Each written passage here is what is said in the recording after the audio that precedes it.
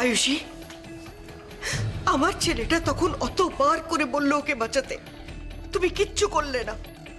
আর যেই পুলিশ ওকে ধরে নিয়ে গেল তুমি ওর পেছন পেছন ছুটলে না কেন? এত বড় হয়ে গেলি কখন বলতো? এই সংসার ছেড়ে আরেকজনের সংসার করতে চলে যাচ্ছিস। আরে দেখতে পারেন না রাস্তাঘাটে বেরিয়ে আসে, লাগলে কি হতো? লাগলে আমাদের দোষ। বাবা, আমি কি অজান্তে কোনো অন্যায় করে ফেলেছি? আমি তো আমার সমস্ত অতীত ভুলে আবার নতুন করে জীবন শুরু করতে চেয়েছিলাম। চেষ্টারও তো কোনো ত্রুটি রাখিনি। তাহলে কোন অভিশাপে আমার কাছের লোকেরাই আমার জীবনটা এভাবে শেষ করে দিচ্ছে? মা, মাগো, মা তারা, হয় দেখা দে, নয় 5 কোটি টাকা দে, নাহলে কয়েন খুচরো যা ভালো বুঝিস কিছু তো আমার অপরাধ দে।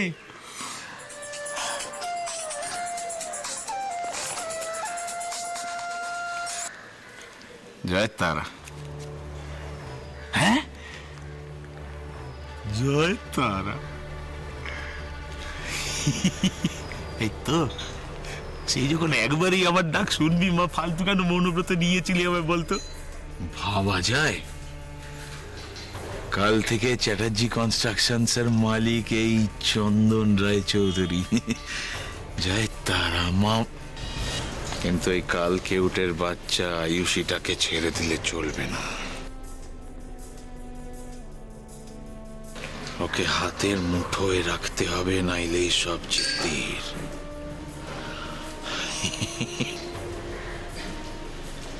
দেখেছ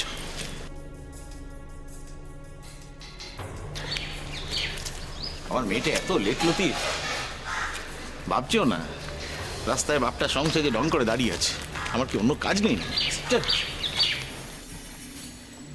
মেয়েটা তো ভদ্র দেরি করছে, কি যে করে না সত্যি।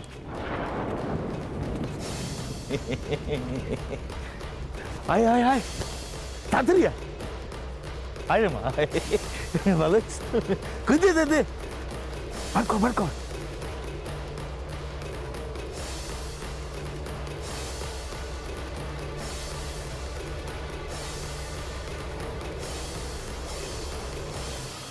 জয় তারা।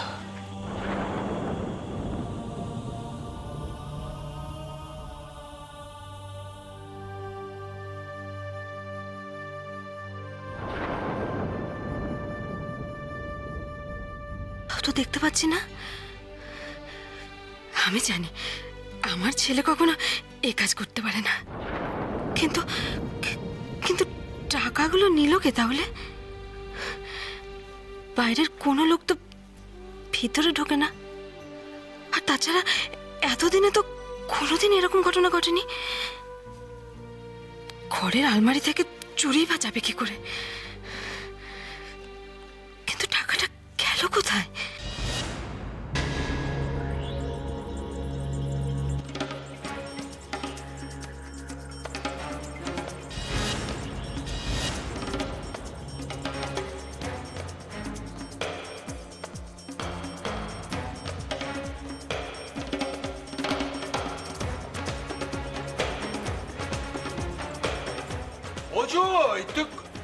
এই দেখো, তুই এখানে বসে আছিস, ওদিকে রান্নাঘরে তো গ্যাস জ্বলেছে।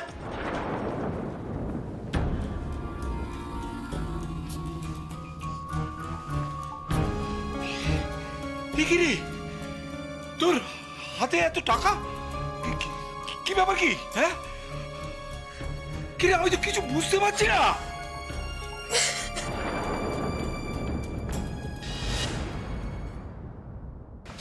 আজ এনেছি, কিন্তু বারবার এভাবে বললে আমার পক্ষে আনা মুশকিল হবে। তুমি তো জানোই বাড়িতে কত লোকজন। আমাকে যদি কেউ দেখে ফেলে তাহলে কতটা সন্দেহ করবে বুঝতে পারছো? পুরো প্ল্যানটাই চপাট হয়ে যাবে। আরে দূর পাগলি মেয়ে, এ তোকে সন্দেহের চোখে দেখবে রে? তুই হলি গিয়ে মৈত্র বাড়ির আদরের ছোট বউ। আর কেউ যদি সন্দেহের চোখে তোকে দেখেই ফেলে, তা সে সন্দেহ তীরটা হাঁটানোর বিদ্যে তো তোর রক্তে আছে মা। কিন্তু আমার কেমন জানি তোকে একটু সন্দেহ হচ্ছে। বুঝতে পারলি না? তুই কি চোরের ওপর বাটপাড়ি করছিস মা?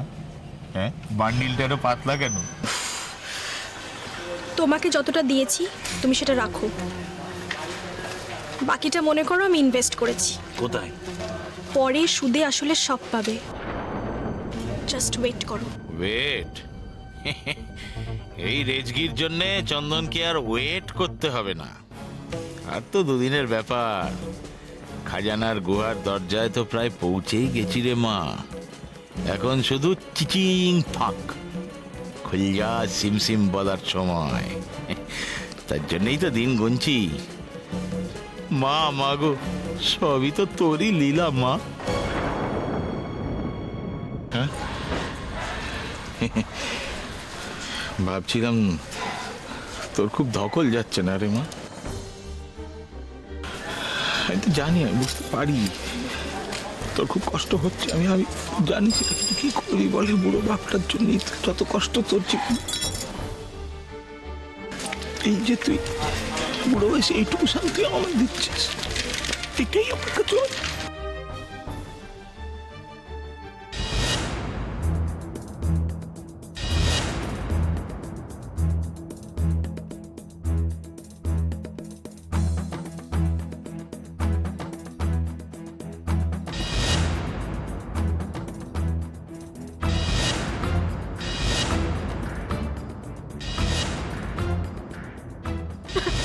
আরে কি হলো, কি এভাবে বসে বসে কাঁদছিস কেন? হ্যাঁ, হাতে হাতেগুলো টাকা ধরে বসে বসে কেঁদে চলেছে। আরে বল না আমাকে কি হয়েছে, শুধু শুধু কাঁদছে।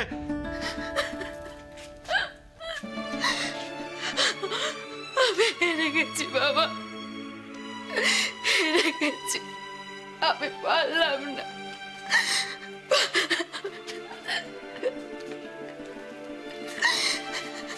এই মেয়ে, কি বলছিস? আমি তো কিছু বুঝতে পারছি না।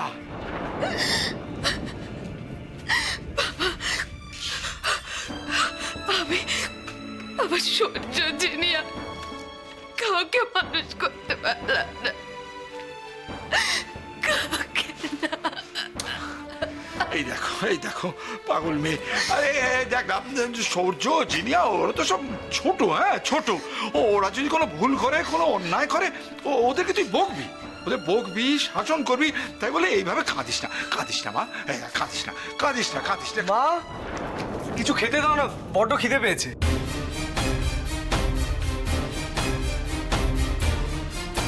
কি হয়েছে?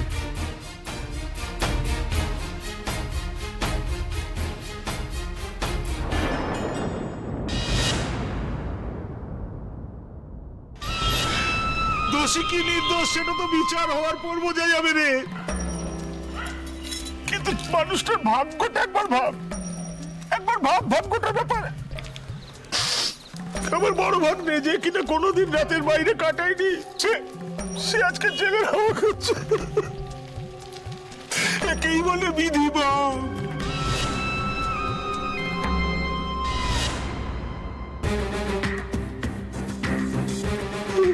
নতুন মামি, তুমি এখানে?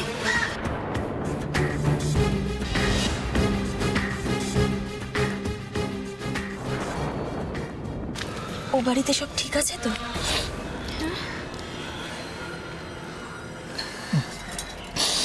আর ঠিক, সৈকতদার খবরটা পাওয়ার পর থেকে তো বাড়ির চেহারাই মুখে দেখা যাচ্ছে না।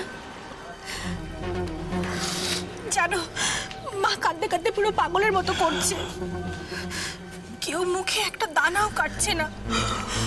এই তো আজকেই দাদা কিছু না খেয়ে বাড়ি থেকে বেরিয়ে গেল।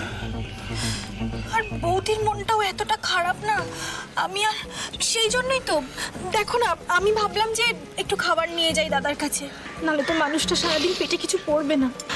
আর এই যাওয়ার সময় বাবার সঙ্গে দেখা হয়ে গেল রাস্তায়। ওর মুখেও কি আর খাবার উঠছে রে মা? পিতৃবিয়োগের যে কি কষ্ট সেটা যাদের হয়েছে তারাই বোঝে। এই যেমন আজকে আয়ুষী বুঝেছে, কালকে তুই বুঝবি যখন আমি থাকবো না। বাবা, তুমি সব কি বলছো? ঠিকই বলছি। বাবা চলে যাওয়ার থেকে বড় দুঃখ কি জানেন না বাবা? এভাবে চলে যাওয়া। অ্যাক্সিডেন্টের পর থেকে প্রত্যেকটা দিন বাবা নার্সিংহোমের বিছানায় শুয়ে লড়াই করে গেছে। এক একটা করে দিন গেছে, আর আমি আমার মনকে শক্ত করেছি, যা হবে আমি মেনে নেব। কিন্তু কিন্তু যখন বাবা একটু একটু করে সুস্থ হয়ে উঠতে লাগলো, তখনই কিন্তু আমি জানি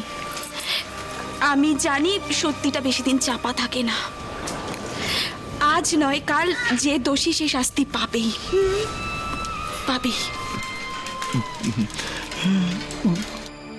ব্যাস এইটুকু শুনেই বাবা ভয় পেয়ে গেল।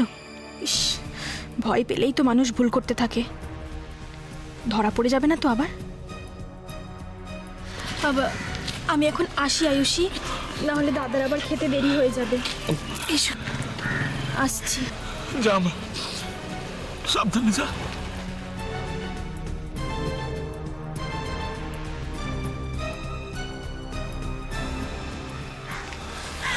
তুমি কোত্থেকে আসছো সীমা? আমি কোথাও না মামা বাবা। কোথাও তো বটেই, তুমি বললেই কি আমি মেনে নেব নাকি? নিজের সর্বনাশ আমি নিজে ডেকে এনেছি। লক্ষ্মীমন্ত ভেবে যাকে আমি ছেলের বউ করে এ বাড়িতে বরণ করলাম, সে আমার ছেলের এত বড় ক্ষতি করবে আমি স্বপ্নেও ভাবিনি। না, মা এত কান্নাকাটি করে কি লাভ বলো তো? কোনো প্রবলেম সলভ হবে এতে? আর মা তুমি তো বলো বিপদে মাথা ঠান্ডা রাখতে হয়। ঠাকুর, সারা জীবন তোমাকে এত নিষ্ঠা দিয়ে ডেকে তুমি আজ আমাকে এই দিনটা দেখালে কেন? কি পাপ করেছি আমি?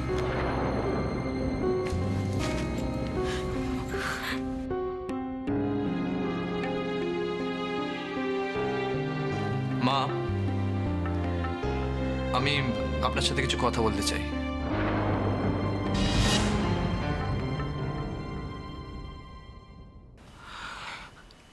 একা।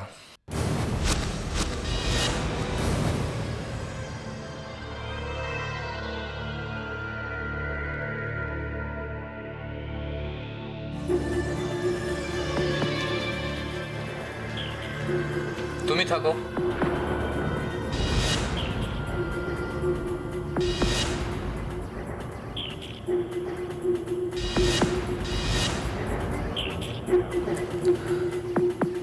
মা,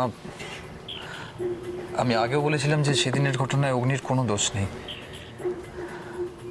কেয়ারলেসভাবে আমি গাড়িটা ড্রাইভ করছিলাম, আর সেজন্যই অ্যাক্সিডেন্টটা হয়েছিল। আর এখন সিচুয়েশনটা এরকমই যে আমি ডিসাইড করেছি যে পুরো ব্যাপারটা আমি পুলিশের কাছে কনফিউজ করব।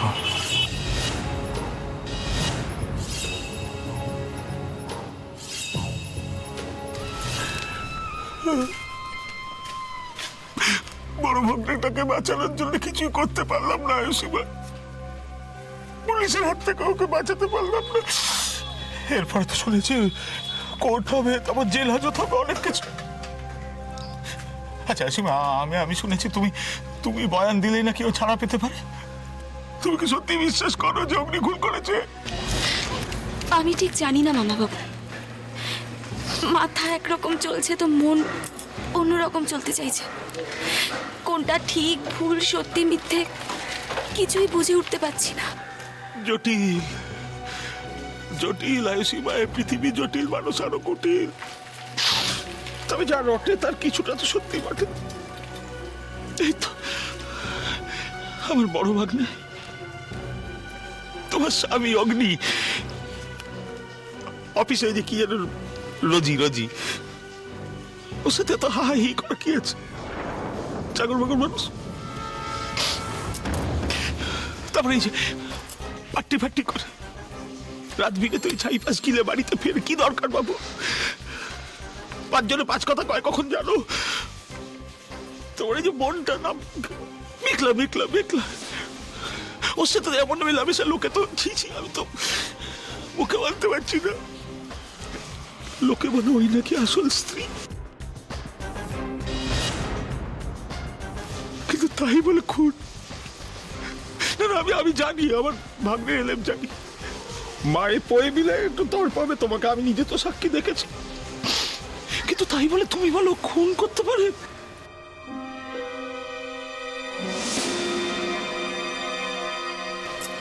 আমি আসছি মামাবাবু, মা আবার চিন্তা করবে। হ্যাঁ যাও যাও যাও, ঠিক আছে, আমিও দুঃখে মাথা খারাপ হয়ে কি সব বলছি তোমার সাথে। যাও মা, যাও, সাবধানে যাও। আসছি।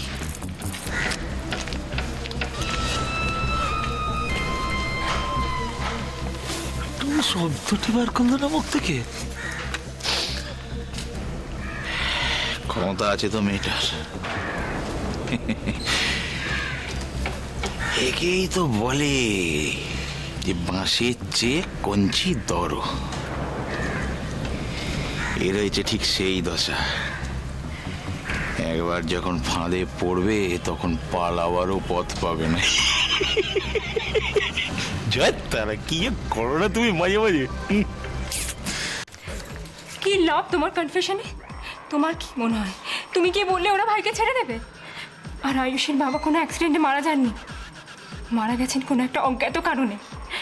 খুনের চার্জে অ্যারেস্ট করেছে ওরা ভাইকে। পারবে না, কেউ কিচ্ছু করতে পারবে না। যদি কেউ করতে পারে ওটা একমাত্র আয়ুষী, কিন্তু ও তো এখন শোধ তুলছে আমাদের ওপর।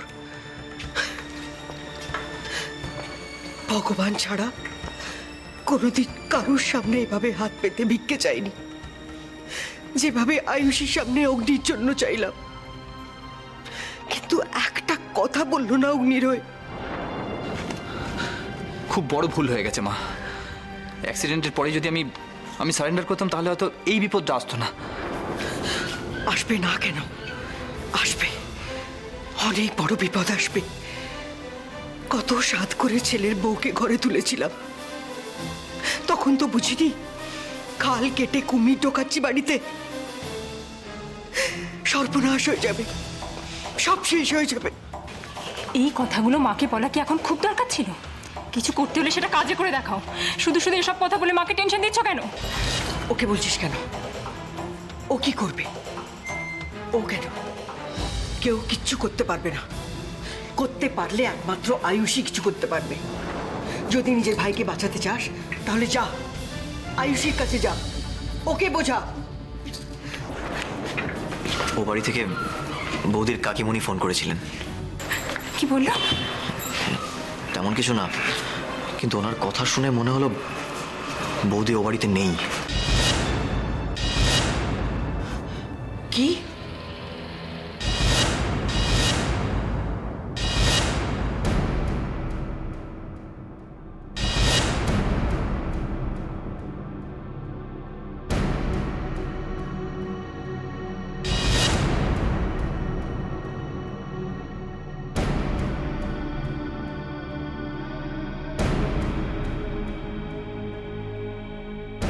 এত বেলা হয়ে গেল এখনো আয়ুষী কেন ফিরছে না?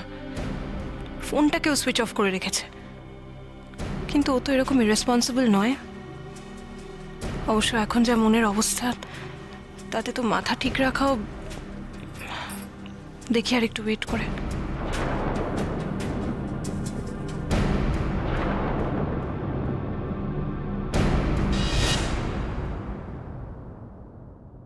আসবো?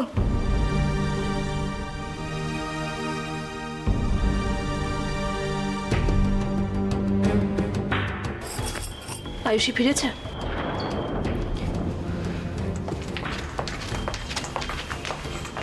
দিভাই ফিরেছে কি ফেরেনি সেটা বলার জন্য নিশ্চয়ই আমি এখানে আসিনি। সেটা তুমি খুব ভালো মতো বুঝতে পারছো আশা করি। তাহলে আমার তোমার সঙ্গে কিছু কথা আছে, আর্জেন্ট অ্যান্ড ইম্পর্টেন্ট।